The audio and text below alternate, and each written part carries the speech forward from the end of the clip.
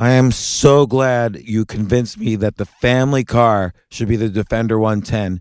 It is so beautiful inside, it's so comfortable, and it just feels indestructible. Yes, it really is. I've been waiting a long time for the new model to come out. The Defender 110, I'm telling you, it's my favorite car of all times. It's my third one. You know, I have stories of going off-road. The guy managed the group. He was like, what are you doing in this beautiful car? I'm like, I'm going off-road. He's like, are you sure? Because you can use one of ours. And then they look like Mad Max cars. I'm like, no, we're going to do this. And he was shocked. Wow.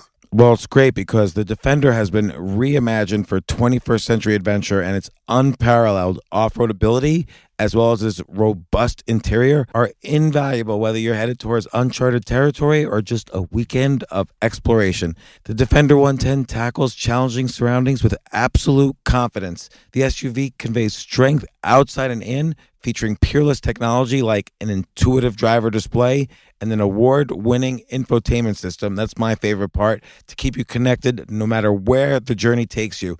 Adventure is unique to everyone, and so is the Defender. Choose from the two-door Defender 90, the four-door Defender 110, or the larger Defender 130 with the ability to seat up to 8 passengers.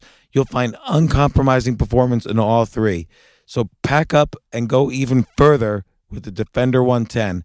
Learn more at LandRoverUSA.com/Defender. These days, we're all investors, trying to be smart with our money despite our worst impulses. But at iShares, we believe that deep down inside of every investor is a better investor. One that's just waiting to be let out. Explore iShares ETFs and insights and let your best investor out. Visit iShares.com for more information. This isn't your average business podcast, and he's not your average host.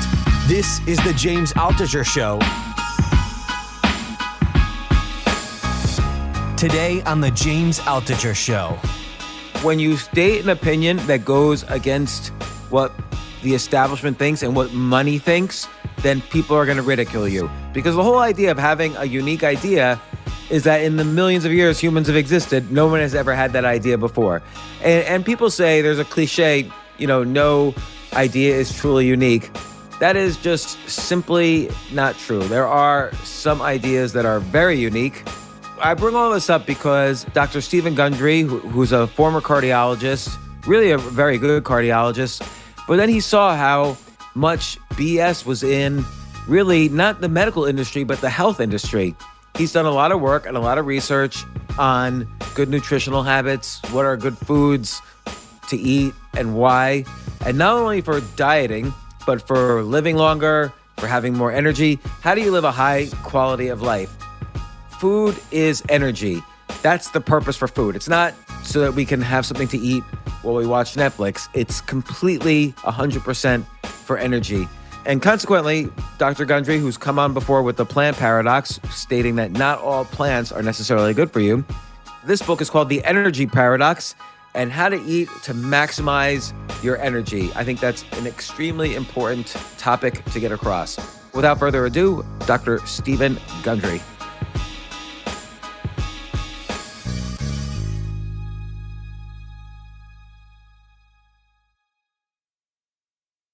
Dr. Stephen Gundry, welcome back to the podcast. Previously, you were on for your recent book, The Plant Paradox. Now it's for The Energy Paradox. We'll talk about that in a second.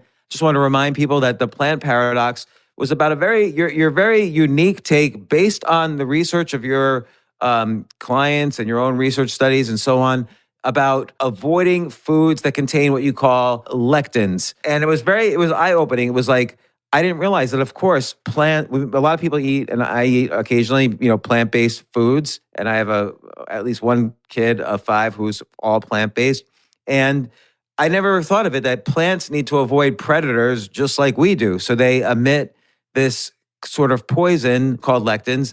And it makes sense that would also cause inflammation when humans eat it. And you trace a lot of your research studies back to the lectins that you talk about in the plant paradox. But now we're on the energy paradox.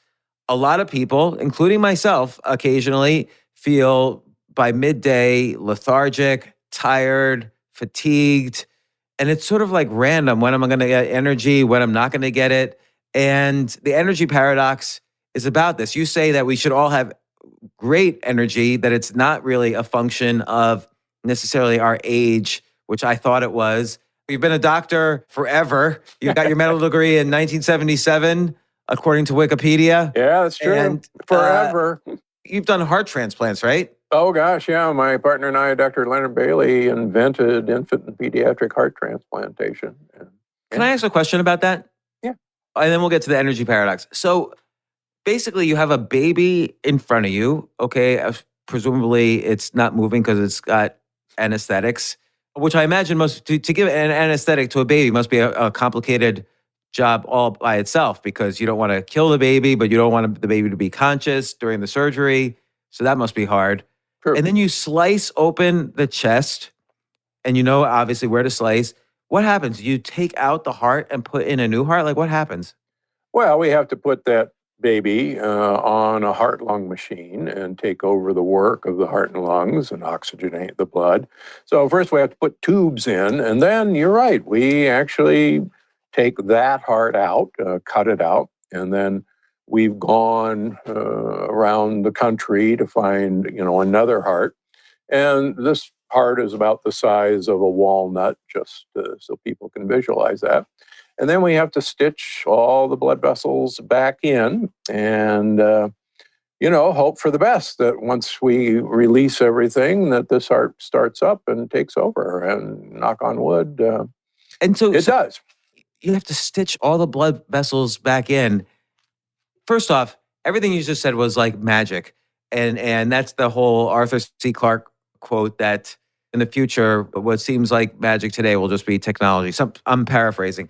But first off, there's machines that perform the function of the heart. And I guess Correct. I sort of knew that, but I didn't really know that.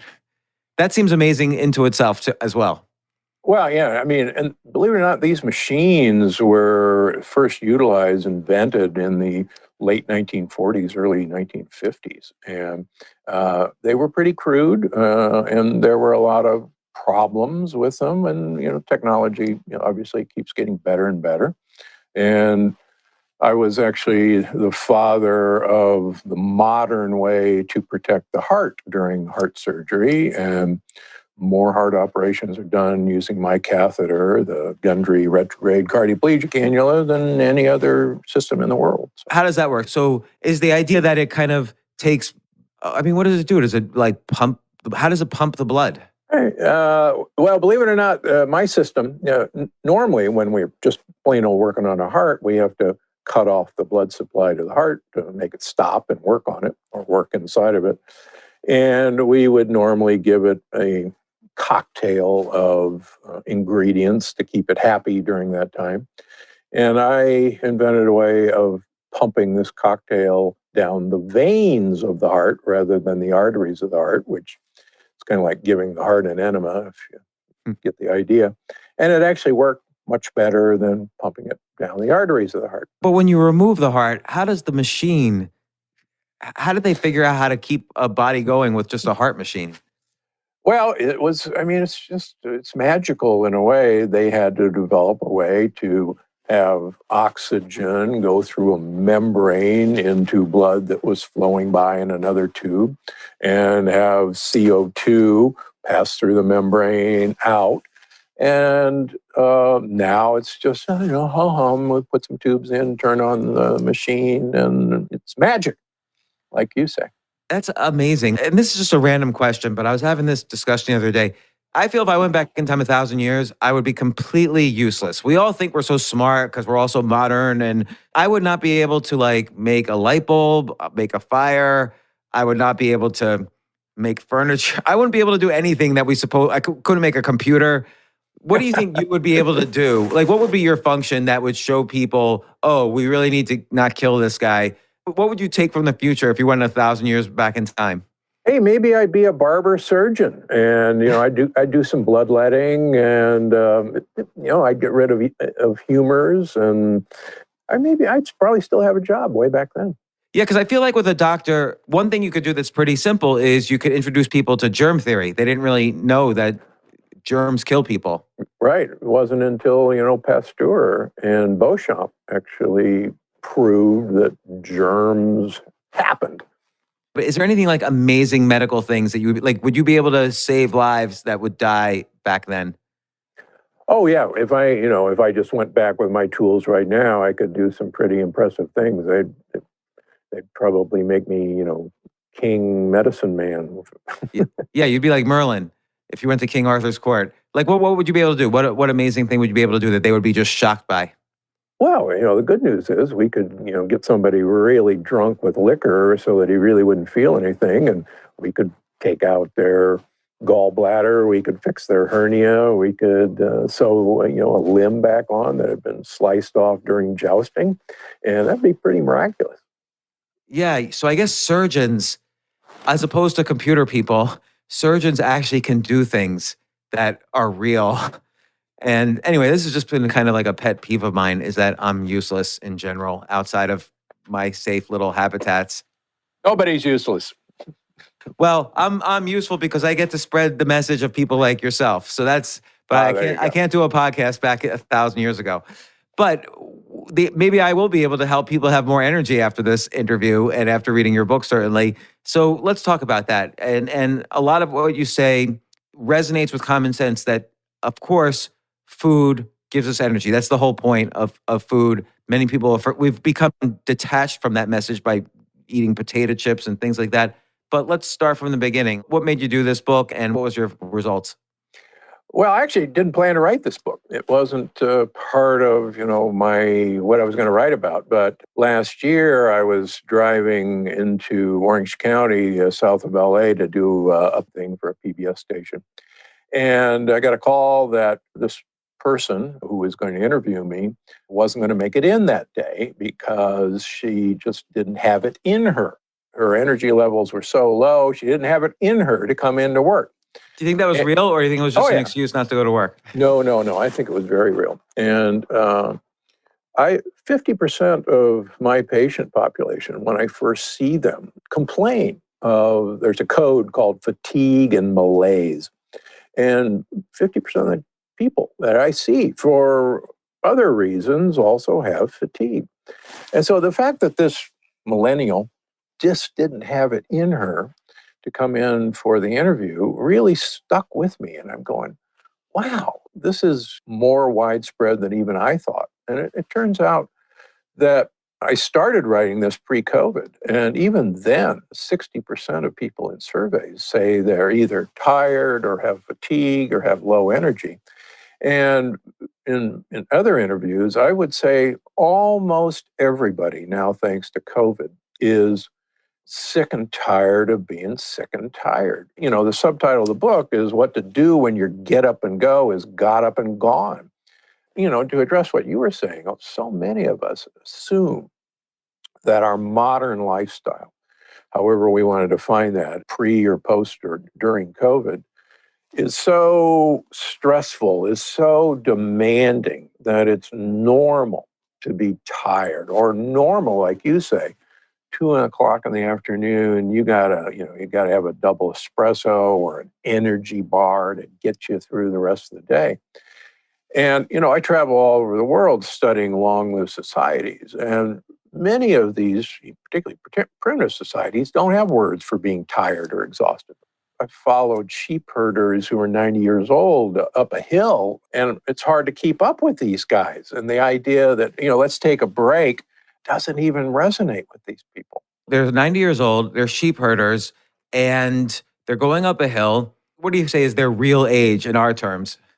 Oh, yeah. I mean, these guys act like they'd be, 40 years of age. I mean, for instance, as I talk about, I'm soon going to turn 71. I have far more. You look great for 71, I have to say. I have far more energy than when I was 46. I really do. And why? Well, it's really all part of the book. I've figured out where energy has actually come from.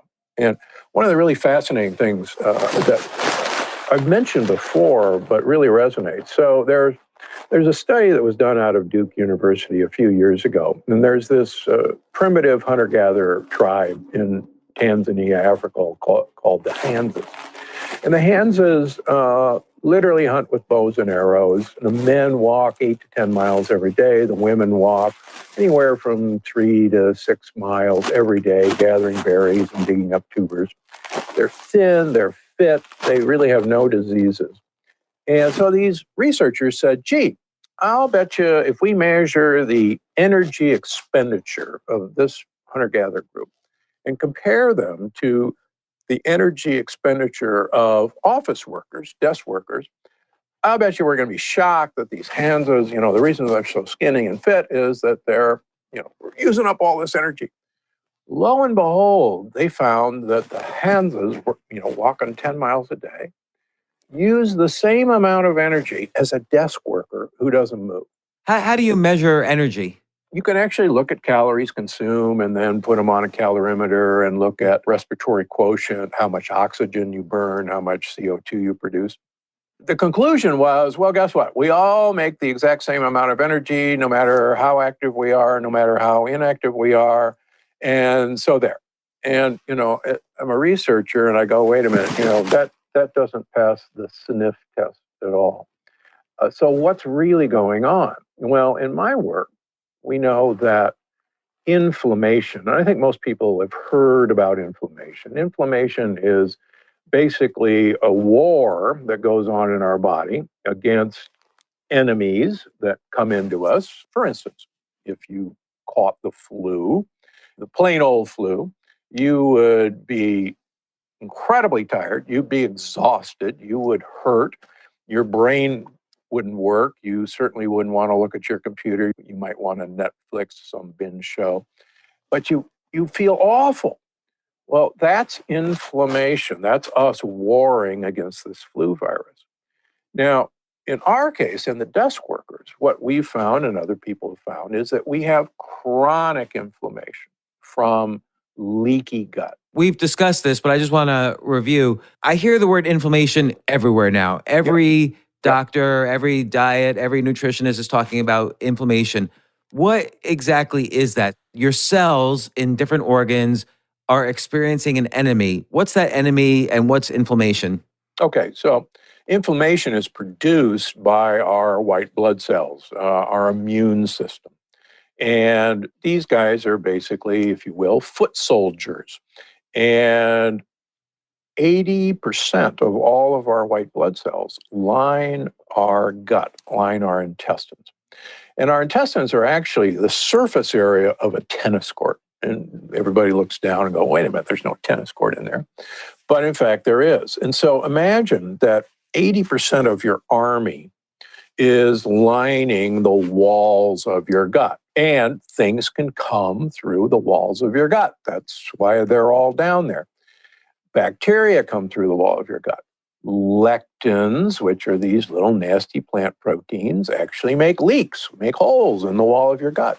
And food particles come across, lectins come across, bacteria come across. So there's actually a constant war going on in our abdomen. That war consumes huge amount of energy, just like, for instance, your soldiers have got to be fed. And if there's a war, you're going to send the food and supplies to the troops who are fighting the war. And what that means, to use the war analogy, is that other people who are staying behind, like, say, our muscles or our brain, are going to be rationed because all this food and supplies have to go to the army. So again, just to summarize, we sleep to recoup our energy. We wake up in the morning, supposedly with a full bucket of energy now for the day, but it's like a fixed amount and we get to spend it wisely. If your body is going to spend your energy by just repairing itself all day, if it's inflamed, you'll be weaker in other areas. The same thing, like if they're arguing on Twitter all day, you probably won't have energy for your real job. That's true. That's an inflammation of a different sort, social media inflammation. Yeah, that's a social media inflammation. But the point is well taken. If you're going to devote all that energy to that social media, you're not going to have the energy to do the other things you want to do or the time. And that's actually what's happening to most of us. So obviously things like, dessert, I think specifically potato chips, there's like grease, the oils, the fried, it's probably just all inflammation. But how does inflammation, why is it inflammation? Like, how does that work? Great. Well, it turns out that probably around 60 to 70% of all of the food we eat now isn't whole food anymore. It is processed and ultra processed food. And back in the good old days when we ate whole food, where we actually had a whole, let's just use a chicken breast, and a whole sweet potato or some whole broccoli, it would actually take us a long time to digest those carbohydrates in the broccoli, the protein in the chicken breast, and the fat, the olive oil that we poured on it, very slowly. And it would actually arrive at our energy producing organelles called the mitochondria, where we actually make energy from food, slowly. And it would actually come in small bits. And the mitochondria are great at processing either protein, either carbohydrates, or fat. They can do all of that, but they like to do one part at a time. But now, because we've made processed foods, give you an example. Let's take your potato chip. So now we have carbohydrates from the potatoes and fat that they've been fried in, and they're instantly digestible. They no longer have to be broken down. And so our mitochondria, much like living in LA, pretty much 24 hours a day have rush hour in the energy production line. And it's this rush hour that literally energy production grinds to a halt. Now, as anyone who lives in the LA area will tell you, rush hour literally happens constantly now, and it may take me an hour to go 2 miles on an LA freeway. Now, and again, is this because things like sugar and potato chips and all that, it's so broken down and processed on purpose so that it's easy to, quote unquote, easy to digest? Correct. Our brain is constantly thinking, hey, this is not normal. We need to eat things that digest Slowly. we're already finished digesting, but the brain doesn't know that it doesn't digest all day anymore. So it says we need more potato chips now. That's exactly right. What happens is this literally energy freeway just gets ground to a halt because of all this stuff we're trying to shove into it. And your brain says, "Hey, I'm not getting any energy. You guys got to, eat some more energy because I'm not getting any." So that makes us hungrier to go get more of the crap. And so 2 o'clock in the afternoon after your big lunch, everything's ground to a halt. Rush hour stop the traffic. Your brain says, "Hey, I'm not getting any energy.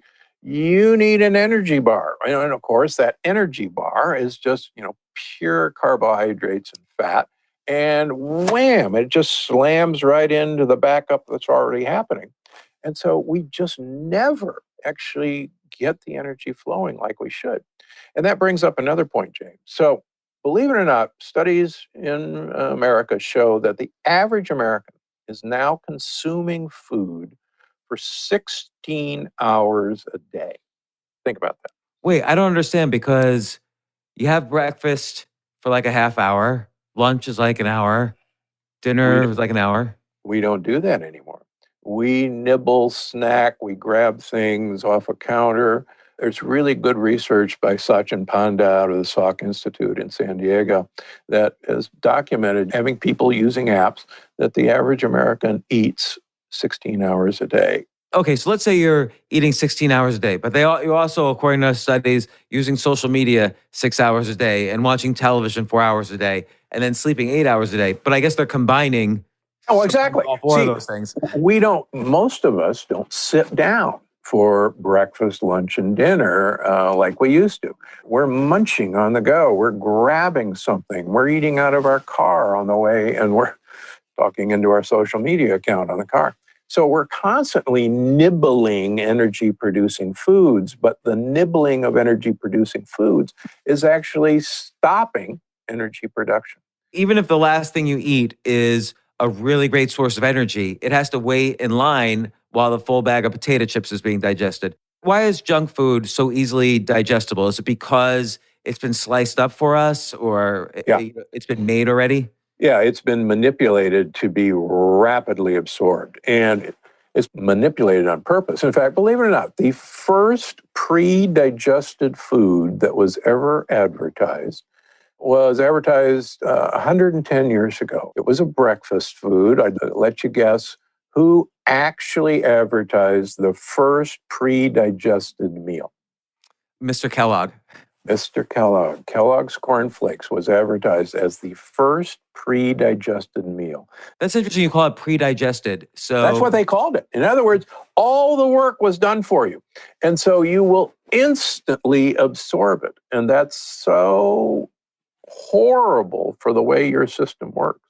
So if cornflakes has 200 calories, but also we haven't defined yet what good foods are, but let's say some really good food has 200 calories. What's the difference? Aren't I getting 200 calories either way? And this is a layup. I know the answer, but I'm letting you answer this. Perfect. Yeah, so the 200 calories of Kellogg's Corn Flakes, you're going to absorb basically 200 calories of sugar. And that sugar is actually going to literally run right into your mitochondria and slow things down. On the other hand, let's suppose I had you eat 200 calories of a sweet potato. Let's keep it a carbohydrate just for fun. That sweet potato is a complex starch, and that means lots of sugar molecules stuck together, and you have to produce enzymes to break all of these sugar molecules apart, and that takes time. You won't be able to break all those sugar molecules apart by the time that rest of the sweet potato gets down to your lower intestines, where your microbiome lives, your gut buddies, your friendly bacteria. They want a lot of those starches for themselves. These are called prebiotic fibers. So in the process of eating 200 calories of sweet potatoes, you're going to burn some energy doing the digestion, and you're going to lose about 30% of all the calories in that sweet potato to your gut bacteria, who are going to eat them and produce compounds that are called postbiotics that we can talk about in a minute.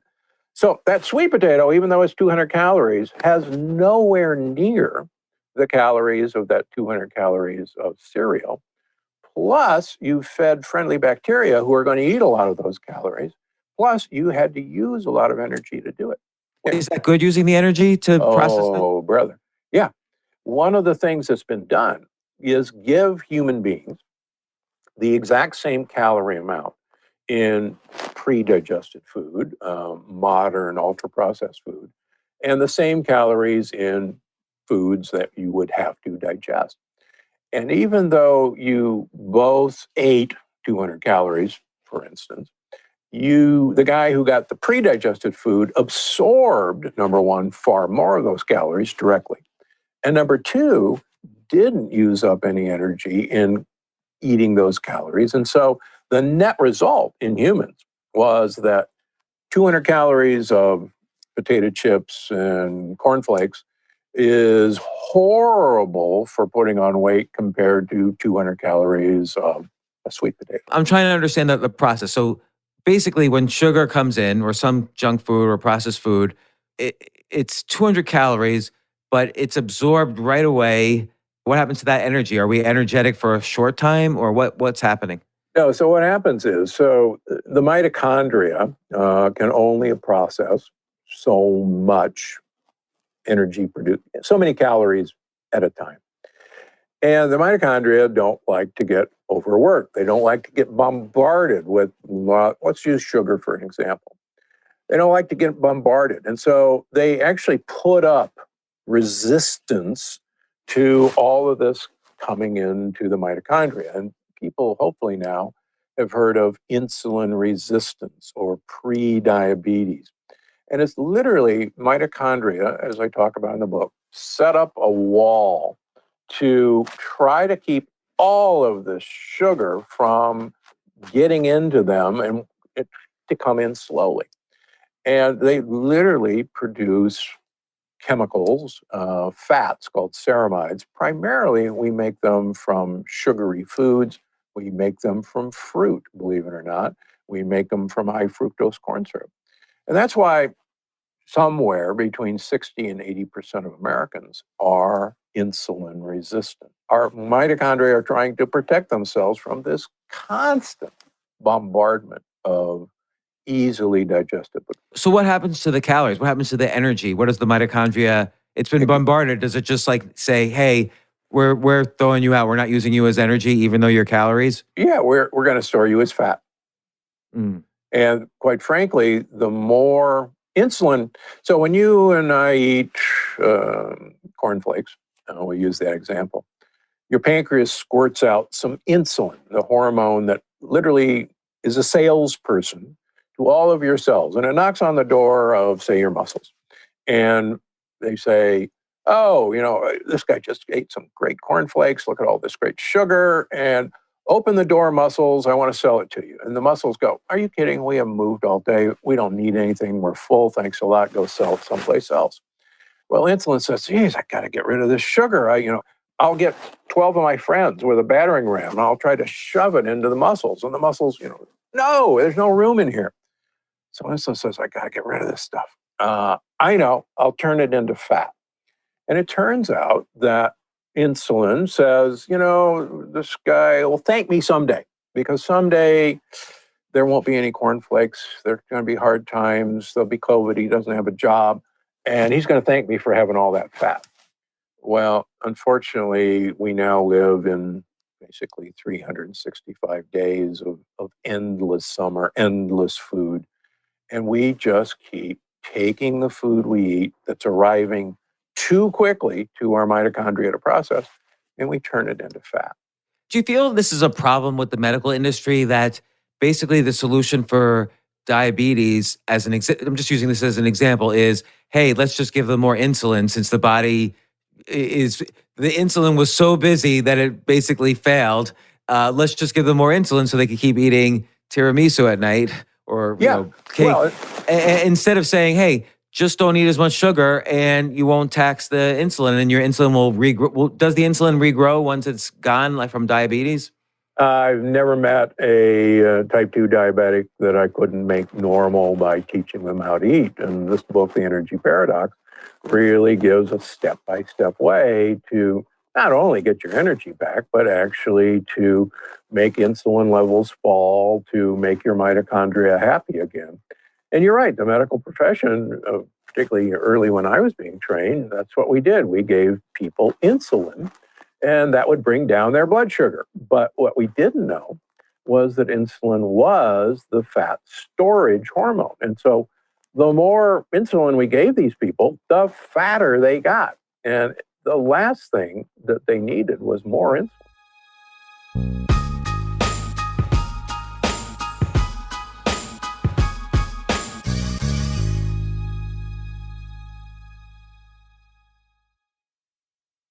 Oh my gosh, I love these clothes. Mizzen and Main. That's Mizzen and Main. It really is the most comfortable work clothes.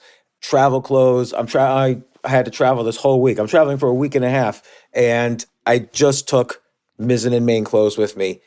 Close out 2023 in style with comfortable, breathable, packable, and machine washable pieces from Mizzen and Main. As you wrap up your year-end goals, enjoy a Mizzen and Main dress shirt that you can wear confidently. I like that they've very, very just nice, solid colors. I don't really like to get all fancy in patterns and everything, although they do have some pattern shirts, but very comfortable clothes, stretchable pants. It's just super comfortable, but they look professional, and you can wear them casually or professionally. I like some of their flannel shirts or untuck shirts. I love untuck. I never tuck in. So again, whether you're shopping for a special someone or giving yourself the gift you really want, I just buy myself gifts. Mizzen and Main is the perfect gift for any guy who works, travels, and cares about looking and feeling great. As you could tell by my many photos across the internet, I care about looking fantastic. I'm practically a model. And let's be honest, every guy loves to look great. So again, shop now at mizzenandmain.com and save 20% when you spend $130 or more using promo code James. That's promo code James at Mizzen and Main, Mizzen and Main.com.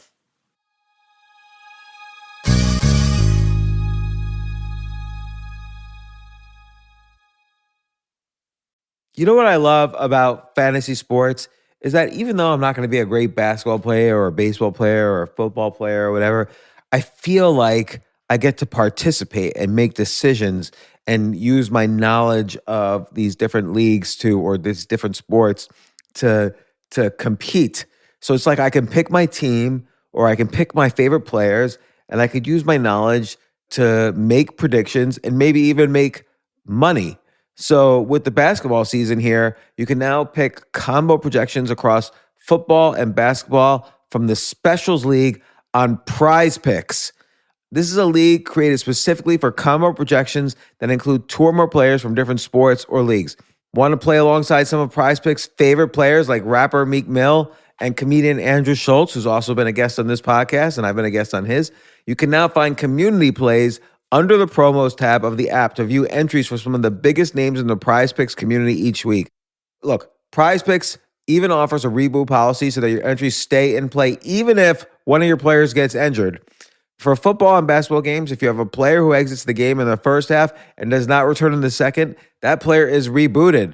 Prize Picks is the only daily fantasy sports platform with an injury insurance policy. What? So I love playing it. I love anywhere where I can use analytical ability with my interests to demonstrate some skill and maybe make some money. And I like the game-like aspect.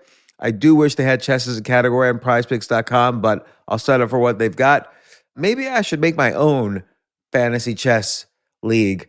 But in any case, I love Prize Picks. Go to prizepicks.com/James.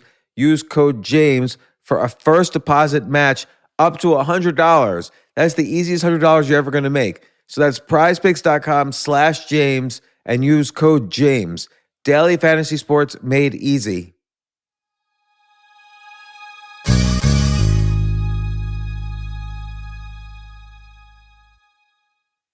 The future of learning is definitely online. Like, it's such BS that you have to spend $200,000 or take $200,000 in loans and go to some fancy school when it's useless. It doesn't guarantee you a job. Most employers, including me, do not care about degrees or grades or anything like that. We want to care that you love what you're doing, that you know what you're doing, in some cases that you have experience or that you're willing to learn. But people in general love learning and are curious. Like, the key to success is curiosity. And I think masterclass.com is the perfect model for online learning. I'm really happy they're sponsoring this episode. If you're going to give a gift, give the gift of learning. Masterclass makes a meaningful gift this season for you and anyone on your list, because both of you can learn from the best to become your best, from leadership to effective communication to cooking. Let me tell you some of the classes I've taken. I've taken comedy from Steve Martin. I mean, can you believe I can take a class from Steve Martin on comedy, or Judd Apatow, my favorite comedy director? I could take an actual class from him on writing. Wolfgang Puck on cooking. Dan Brown on writing, or Judy Bloom, who's been on this podcast, on writing. By the way, Wolfgang Puck also has been on this podcast. It's such a pleasure. I try to take classes all the time from masterclass.com. And whether you're watching Masterclass on TV or listening in audio mode in the app or on their site, the quality speaks for itself. It's like these Masterclass instructors are your own personal mentors that are going to help you reach the next level. How much would it cost to take one-on-one classes on comedy from Steve Martin or on chess from Gary Kasparov? You just wouldn't be able to do it. But it would cost hundreds of thousands of dollars. With a Masterclass annual membership, it's $10 a month. Memberships start at $120 a year for unlimited access to one-on-one classes with all 180 plus Masterclass instructors. So it's not just $120 for one instructor. You get all 180 plus Masterclass instructors. Boost your confidence and find practical takeaways you can apply to your life and at work. And if you own a business or are a team leader, use Masterclass to empower and create future-ready employees and leaders. That's the real education in today's world. So this holiday season, you can give one annual membership and get one free at masterclass.com/JAS. JAS, of course, stands for the James Altucher Show. So right now you can get two memberships for the price of one at masterclass.com/JAS. Masterclass.com/JAS. Offer terms apply.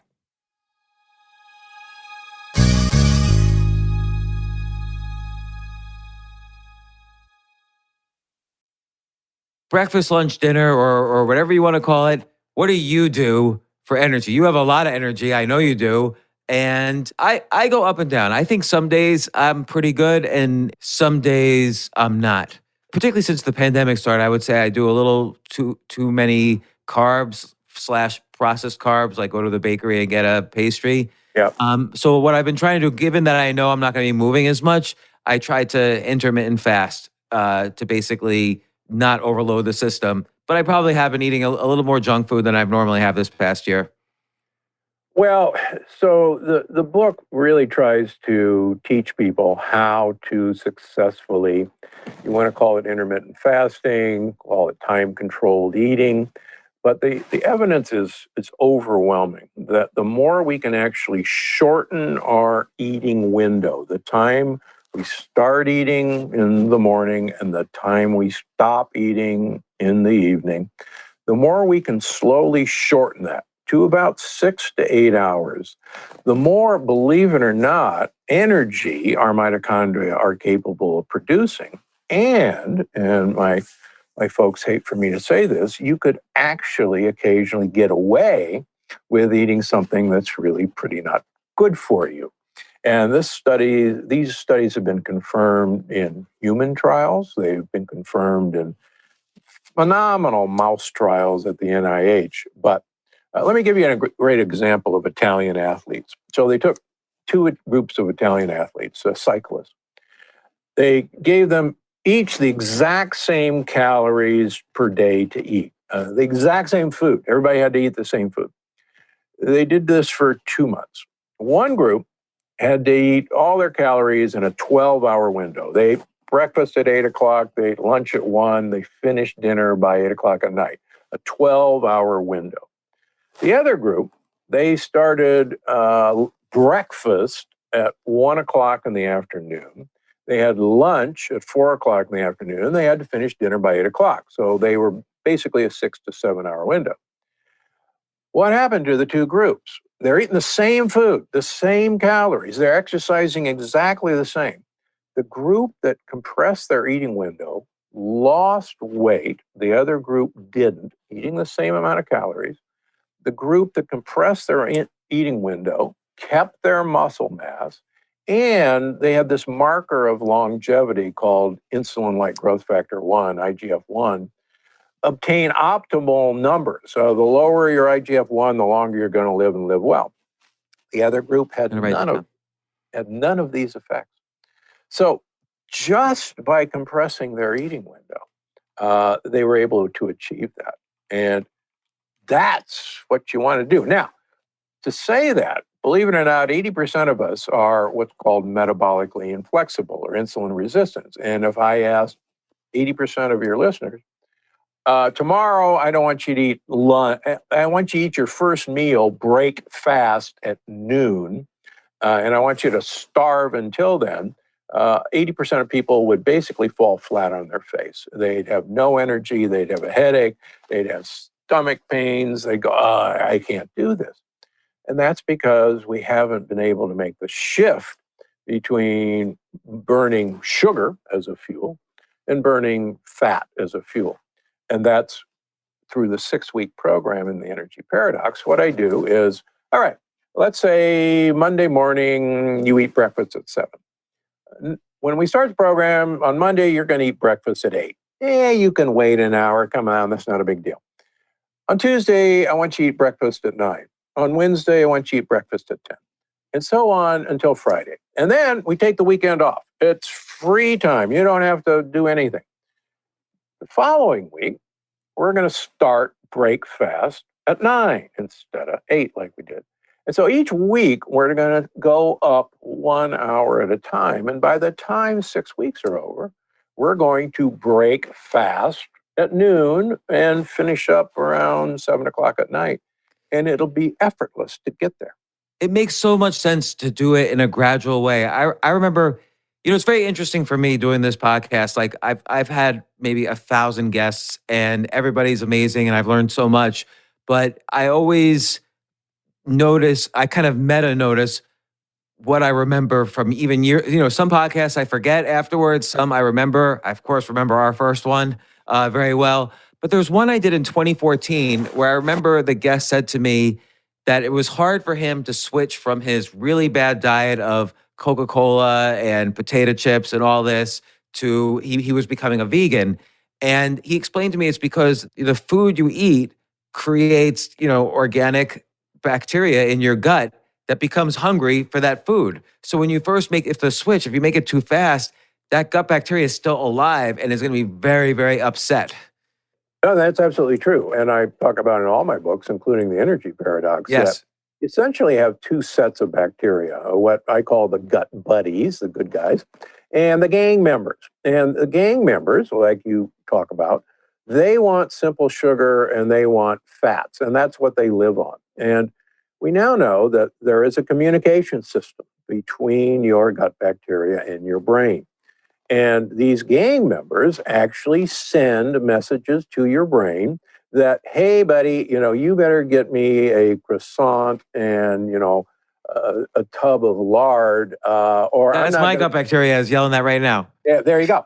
And you better get it for me. But what's been shown in my clinic and other clinics is that if it takes about 3 days to get the gang members to leave, basically starve them to death, and give the gut buddies what they want. And then the gut buddies, in turn, the good guys, they start sending messages to your brain going, wow, if I need a salad, okay, I really need a salad. I need you to find me a salad. And I'll have these meat and potato guys, in my clinics come in.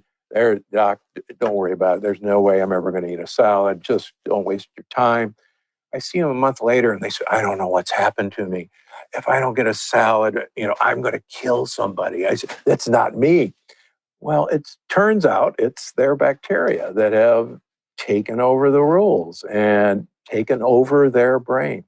And that's actually what's so exciting about this book. That we can measure those compounds that do this. We've always conjectured that there was this text message system that, we know it exists, but we can't measure it. And in the book, we talk about postbiotics, which is the language that's been discovered between our gut buddies and our brain and our mitochondria. And the discovery of this language is as exciting as the breaking of the Enigma code in World War II, the German code. I mean, it's that exciting that it actually won the Nobel Prize for Medicine, the discovery of this language between these one-cell little organisms and us and our mitochondria. And they're called postbiotics.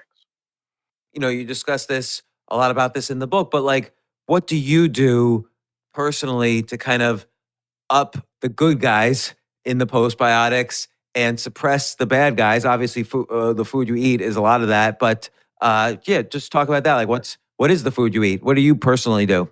Right. So as far as I know, I'm the first person to write about time-controlled eating, intermittent fasting, back in my first book in 2006. The diet revolution? Yeah.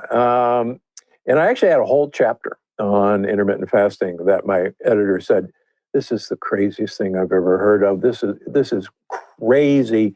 No one's going to believe you. And I'll give you 2 pages to make your case, but everybody, that's crazy. I said, no, it's not crazy. I've been doing this. I started doing this in 2000. From January through June every year, I eat 1 meal a day. I eat all my calories from 6 to 8 o'clock at night. So 22 out of 24 hours during the week, I'm fasting. I'm not eating. So no breakfast, no lunch, and I eat all my calories in 2 hours. And that's called the eat 1 meal a day, or in the book, EOMAD. And now, I didn't start off doing that. I started off by actually doing exactly what is in the book. It's just gradually increasing the time I start eating. And the cool thing about it is, if you do it gradually, there is no hunger. There's no such thing. I'm not hungry now, and it's, coming on 11 o'clock, my time. And I haven't eaten anything. And I won't eat lunch. Then I'll eat dinner later on today. But you got to get there slowly. It's like going to the gym and starting a new exercise routine.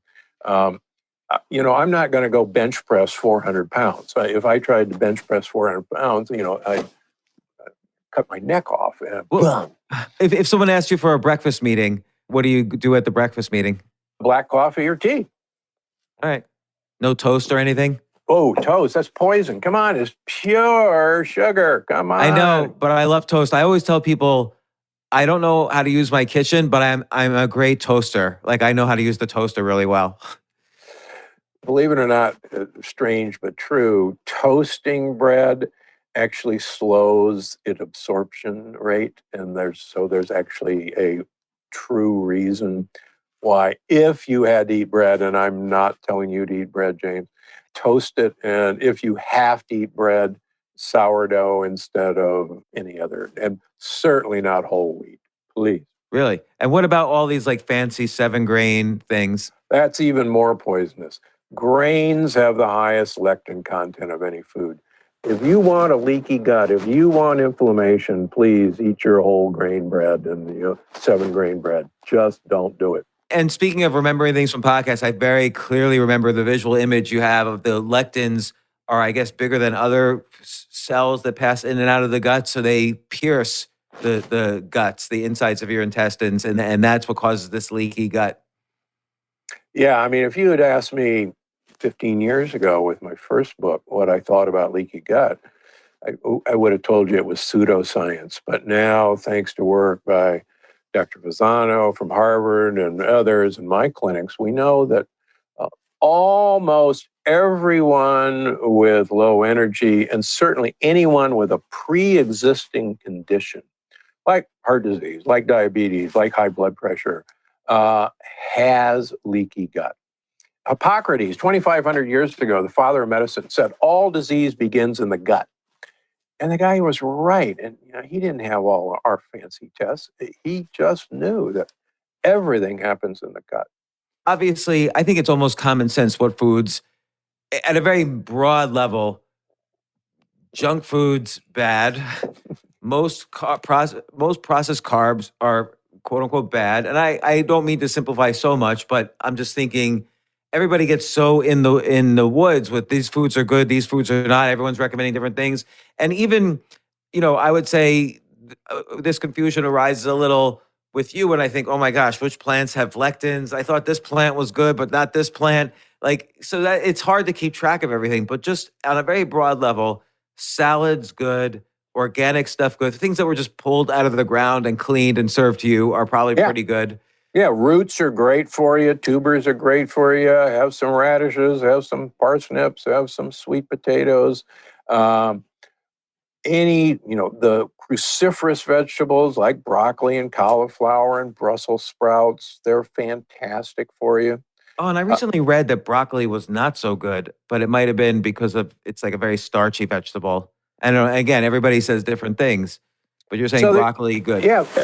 Again, one of the things that I introduce in this book that I think puts this battle between, you should be eating, basically a carbohydrate-based diet, or you should be eating a carnivore diet where all you eat is meat, or you should be eating an 80% fat diet, a ketogenic diet. And you go, well, wait a minute, you guys all can't be right, which is it?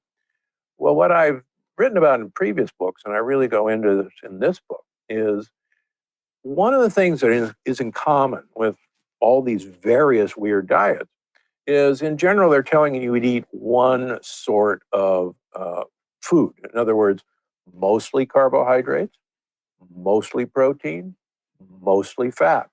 And what I show in the book is if you use what I call a mono diet, your mitochondria have only one food to work with at a time, and they're actually pretty good about doing that.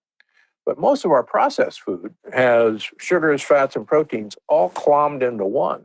And it, again, whacks into our mitochondria. So in the book, the first meal of the day, the break fast, I actually ask people to have a mono meal. In other words, if you want puffed millet cereal with almond milk as your breakfast, go for it. If you want Canadian bacon with egg whites, go for it. If you want an avocado cut in half with egg yolks in the middle under a broiler and pour olive oil on it, a pure fat meal, go for it. If you want to change up every day, go for it. And people go, wait a minute. You mean I can have, I can interchange? And I say, yeah, as long as you choose one energy substance, your mitochondria will think you're just the best person in the world. Although you mentioned earlier that there's different mitochondria for different nutrients, right? No, the mitochondria have to use the nutrients in a totally different way. So there's a pathway to turn protein into energy. There's a pathway to turn fat into energy. And there's a pathway to turn sugar, glucose, into energy. And there's in the mitochondria, and they're slightly different. Mitochondria have to be able to switch gears.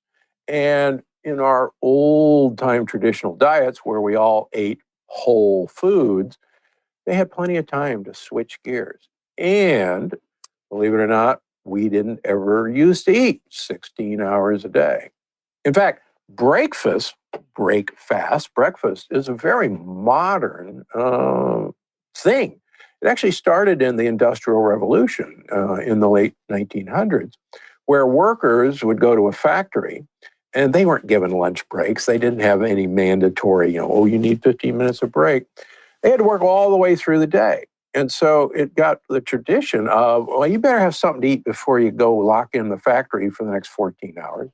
And so breakfast was actually was a brand new meal. The French have no word for breakfast. Déjeuner is their first meal. They had to invent petit déjeuner for the tourists. The Hadzas don't eat breakfast. I mean, you really think they, crawl out of their, hut and say, what's for breakfast? There isn't any breakfast. There's no storage system. And it makes sense because I guess, let's take 40,000 years ago, you could only eat if you found food that day. And that's right. So and probably some breakfast. days you found. Yeah. So, that's a very natural, almost organic, to use the word, intermittent fasting. That's what it was. You ate when you had food.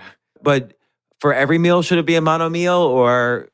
No. So what I like to do, so mono meals get into trouble because in general, they don't have enough fiber to feed the good guys, the probiotics, the gut buddies. And so the gut buddies can't make these postbiotics. And postbiotics are these gases and also short-chain fatty acids like butyrate that actually turbocharge your mitochondria, actually tell them to get up and go, make more energy. And that's one of the failures of so many of these diets, whether it's a carnivore diet, whether it's a keto diet, or whether it's a high carbohydrate diet, is that they don't feed our gut buddies the food they need. So you need to basically be like a flexitarian, eat a little bit of everything except for the processed stuff. Yep. What I don't understand is, and everybody takes the simple answer that, this is the big food industry made the food pyramid. But the food pyramid, if you look at it now, like the original food pyramid, is so bad for you based on what we know now. I think there's 6 servings of pasta a day recommended in the food pyramid, 5 glasses of milk when most people are lactose intolerant, depending on your ethnicity and so on. What made modern medicine veer so much from health? Sickness is good for business. I recently had Dr. Kessler, who was the head of the FDA when the last food labeling thing was made. And when he put down, the amount of sugar in a product, he was called into the Oval Office, as he tells it, and there was the Secretary of Agriculture and a number of the big food giants. And they said, we're sorry, you cannot put that on a label. You cannot tell people how much sugar is in this product. And he said, but wait a minute, that's how much sugar is in this product. They said, no, you cannot tell them that. And you're going to have to design that label in a way to hide where the sugar is. And he uses the example of a bagel. And he says, okay, you look at the bagel, it's got 330 calories. And you look at sugars and it says 0 sugars. And you go, oh, there's a healthy food for me. I'm watching my sugar. He says, you got to look at total carbohydrates. And there's 33 grams of carbohydrates. And then you look underneath and there's fiber. There's no fiber.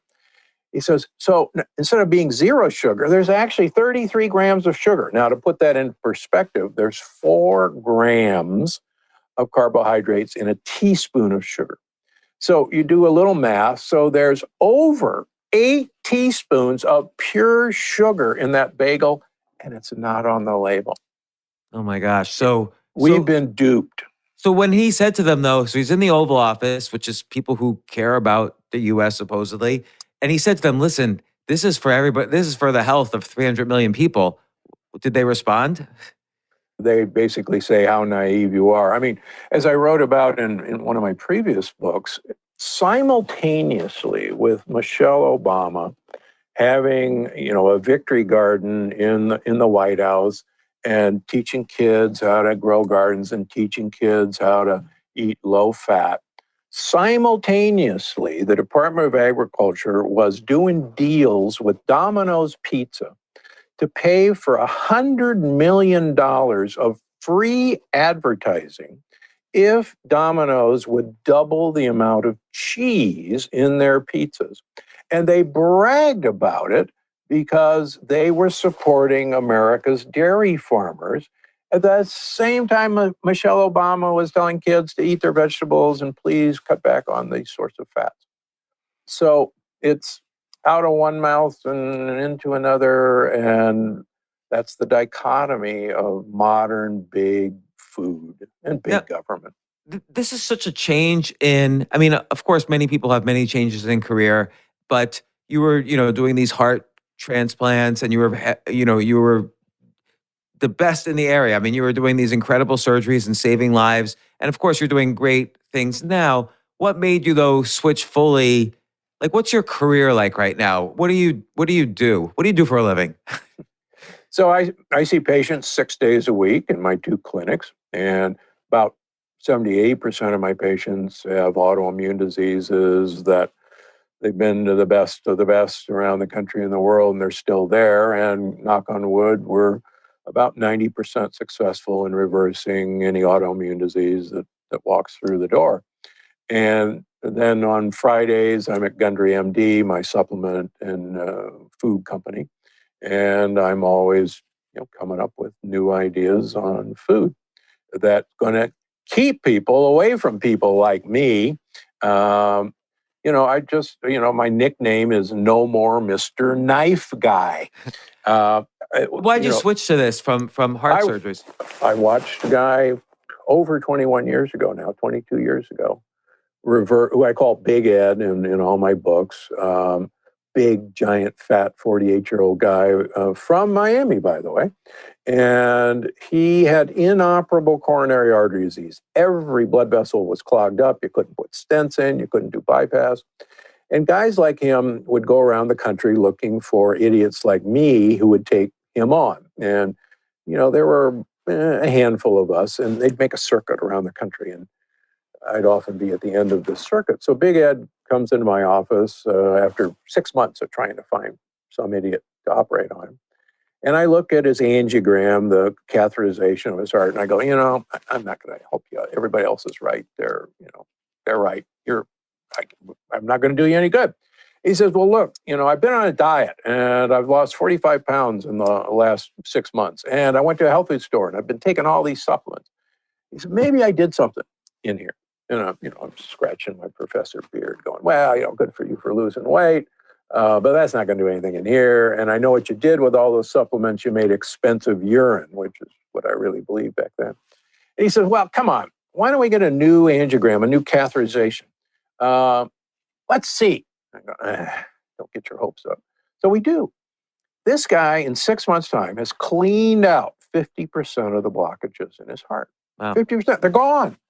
And that's from switching away from processed foods. And taking a bunch of cool supplements. Well, what supplements would you recommend? So, and I've got a whole list in the book. Yes. Number one, everybody's got to take vitamin D3. There are 17 different studies showing the higher your vitamin D level, the more protected you are from COVID. And if you catch COVID, it will be a mild illness.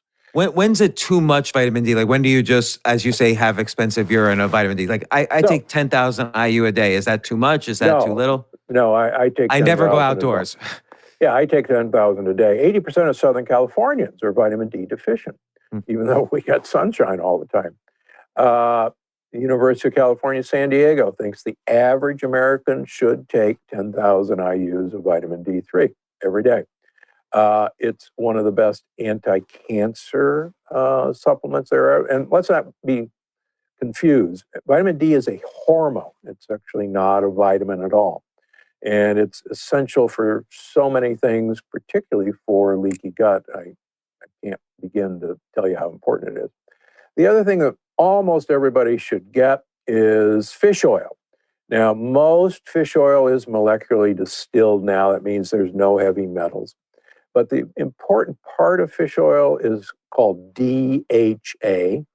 And you want to get about 1,000 milligrams of DHA per day. Your brain is about 70% fat. So if your kids call daddy, you're a fathead, I'll back them. And half of the fat in your brain is DHA. And as I showed in the longevity paradox, if you look at people as they age, people who have the highest omega-3 index, which is a way of measuring DHA and EPA in your blood, have the biggest brains and the biggest areas of memory. And people who have the lowest omega-3 index as they age have the most shrunken brains and the smallest areas of memory. So these are amazing studies. And you would think if somebody heard that study, they would go to the local health food store and just get like a ton of DHA. Yeah, And yet the studies aren't in the news, or people don't get them, or what's the story? These stories are bad for business. Mm. Remember, sickness is good for business. I'll give you an example. A number of years ago, I was asked to consult with some major manufacturers in a fairly large Midwestern city, and I won't tell you where it is because that would give Chicago. it away. Close by Chicago, as a matter of fact. And these guys wanted me to come and institute an eating program, a healthcare program in their businesses. And I go, well, gee whiz, you've got an amazing set of medical centers here in town, and you got a medical school in town. Why don't you go work with them? That would be such an obvious choice. You don't need me. And they said, oh, we did that. And we met with them. And I said, yeah. And they said, are you kidding? Why would we want to teach your employees to be healthy? We're in the sickness business. It may say health center, on the side of the building. You got to understand, we're in the sickness business. And why would we ruin our business? It's true story. I believe it. And it's always disturbing to me, like how little good information is out there and how hard it is to curate it. I mean, again, I've had like dozens of doctors, nutritionists, and so on the podcast, and a lot of conflicting results. But I'm so grateful when you're on the podcast. Do supplement? A lot of doctors say supplements don't work at all. Like you used to say. Like, is there a danger that you just eat it and it doesn't digest properly? And quite frankly, the longer I've been at this, the more impressed I am with the power of properly chosen supplements to enhance your health. And I go into that in each book, why supplements are important. But we're beginning to realize that particularly supplements that contain what are called polyphenols, and how do you remember that? Polywanaphenol is the way to remember it. Is that that's really not a helpful way to remember it, but I'll go with it. Polywanaphenol. I understand, but it's okay. Anyhow, polyphenols, for instance, red wine has polyphenols, dark chocolate has polyphenols, coffee has polyphenols, tea has polyphenols. And in concentrated form, I've published papers looking at people's flexibility in their blood vessels, and change the polyphenols, their blood vessels get more flexible. Take the polyphenols away, their blood vessels get stiff. We've looked at people who have sticky blood vessels, and we give them polyphenols, and their blood vessels get lined with Teflon. we take the polyphenols away from them. Their blood vessels become sticky again like flypaper. What supplements are the best for polyphenols? Well, so you can eat your polyphenols, believe it or not. But if you wanted a couple that I've studied in patients, grape seed extract is one of them. And pycnogenol, French maritime tree bark. It used to be patented, but now you can buy it. And we've published data. These two do remarkable things to the lining of your blood vessels. So that's just an example. Yeah, I don't take those. I should probably take them. I take zinc chelate. Is that good? Yeah, but don't take too much. We only need about 30 to 50 milligrams of zinc. Zinc has to be balanced with copper, and you can really kind of screw up that ratio if you take too much zinc. And I've also heard you shouldn't take too much vitamin C. Well, vitamin C, unfortunately, is a water-soluble vitamin, and we excrete most of our vitamin C in 2 to 3 hours after we take it. And so if you're going to take vitamin C, and I highly recommend it, you should take timed release vitamin C and take 1,000 milligrams twice a day. And that'll keep you with a nice low level of vitamin C. Wow, vitamin C. We're one of the few animals that don't manufacture our own vitamin C. Us and guinea pigs and monkeys.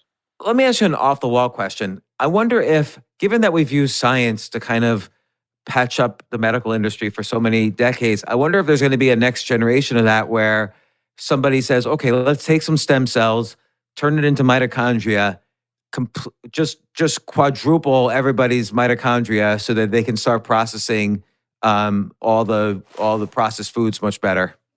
Could that happen? You don't need any of that. If you follow my book, you will quadruple your mitochondria virtually in a few weeks. The book is how to make more mitochondria. So you don't need stem cells to do that. You just need to tell your current mitochondria to make more of themselves, and the book shows you how to do that. Well, again, Dr. Gundry, such an excellent book, and it really is a great companion book to the plant paradox, which was what we talked about the last time you came on the podcast. This is the energy paradox. What to do when your get up and go has got up. And gone. And has got up and gone. Yeah. It's so valuable. We only live one life, and why waste a moment of it? Energy is such an important concept. Of course, it starts with food. It goes into how you live your life emotionally, creatively, and so on. But food is the base of all. You can't start a business if you're sick, or it'll be harder. You'll need more energy than you have. And how many hours a night do you sleep? I try to get about 7 hours of sleep and do quite well at it. All right, that's good. I try to get 12, but we'll see. I got to get up and see patients. Come on, I got to take my 3 dogs for a run. So, I'm stuck. Oh, and by the way, get a dog. If you want more energy, get a dog. Yeah? Yeah. Jay, the producer who's listening in, he has a dog. I have a Yorkie, and my kids take care of it. It's very small. I had a Yorkie, Fanny Foo-Foo, loved that dog. And she would actually run 10Ks with me. Hilarious. She literally kind of floated off the ground. They have a lot of energy. Great well, Dr. Gundry, thanks again so much for coming on the podcast. Thanks so much for writing this book, The Energy Paradox. It's really critical in this time, this day and age. And I appreciate, once again, you coming on the podcast. James, thanks a lot. And for your listeners, just remember, fatigue is not your fate.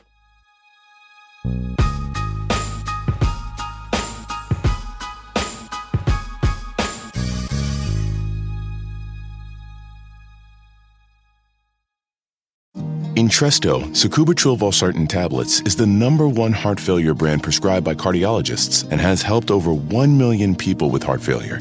It's a prescription medicine that treats adults with long-lasting chronic heart failure and works better when the heart cannot pump a normal amount of blood to the body. Don't take Entresto if pregnant. It can cause harm or death to an unborn baby. Don't take Entresto with an ACE inhibitor or aliskiren, or if you've had angioedema with an ACE or ARB. Don't take with aliskiren or within 36 hours of taking an ACE inhibitor. The most serious side effects are angioedema, low blood pressure, kidney problems, or high blood potassium. Angioedema is swelling of your face, lips, tongue, and throat that may cause death.